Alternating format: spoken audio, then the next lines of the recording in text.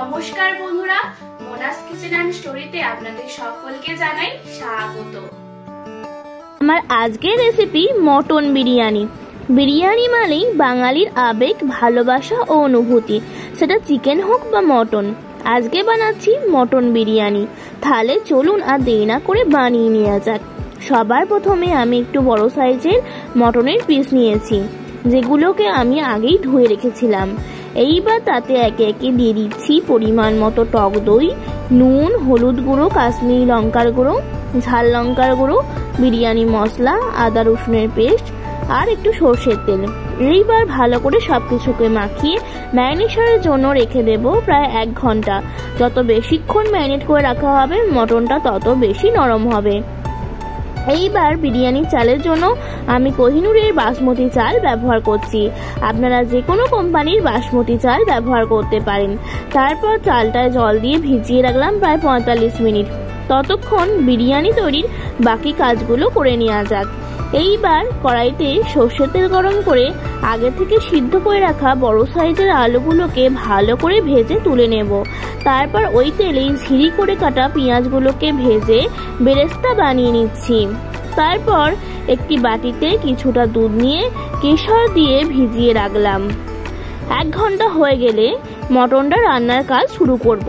প্রথমে কড়াইতে তেজপাতা, শুকনো লঙ্কা, এলাচ, লবঙ্গ, দারচিনি ফোড়ন দেব।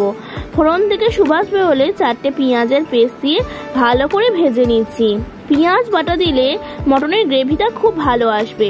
এইবার কয়েকটা টমেটো কুচি দিয়ে একটু নুন দিয়ে ভালো করে নেড়ে চেড়ে নেব।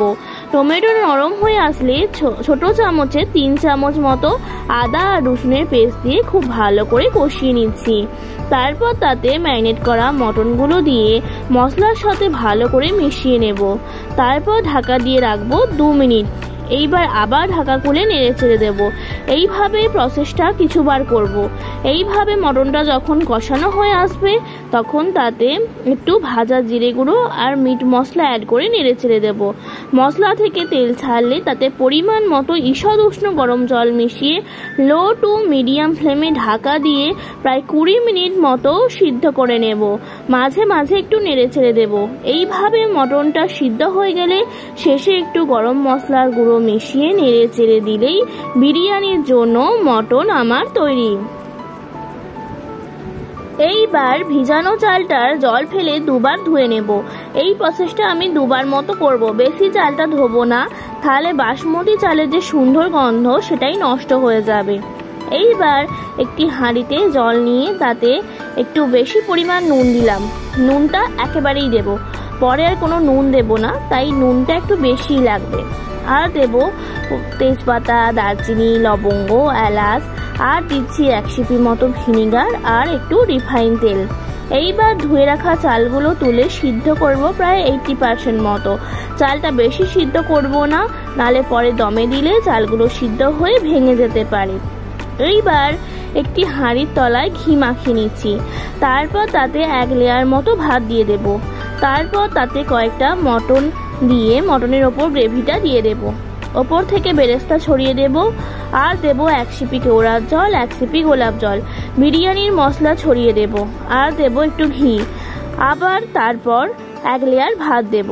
একইভাবে মটন দেব, বেরেস্তা দিয়ে দেব, তারপর আলুগুলোও দিয়ে দেব, একটু ঘি ছড়িয়ে দেব আর কেশর মেশানো দুধের কিছুটা দিয়ে দেব। একইভাবে 1 চামচ মতো কেওড়ার জল ও গোলাপ জল অ্যাড করব। বিরিয়ানি মশলা ছড়িয়ে দেব। শেষে আর 1 লেয়ার ভাত দিচ্ছি। ওপর থেকে একটু বেরেস্তা, একটু বেশি পরিমাণ ঘি, কেওড়ার জল, গোলাপ জল, বিরিয়ানি মশলা সব দিয়ে কেশর মেশানো দুধের বাকিটাও দিয়ে চারিদিকে ছড়িয়ে দেব।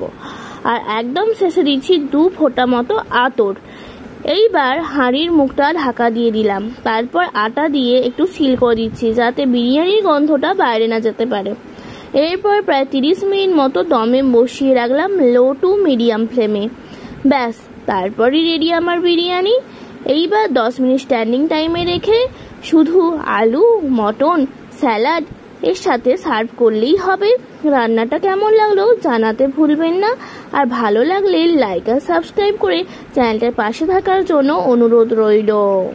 এরকমই নিত্য নতুন রেসিপির আপডেট পেতে আপনারা চ্যানেলটা সাবস্ক্রাইব করে বেল আইকনটা প্রেস করে রাখবেন।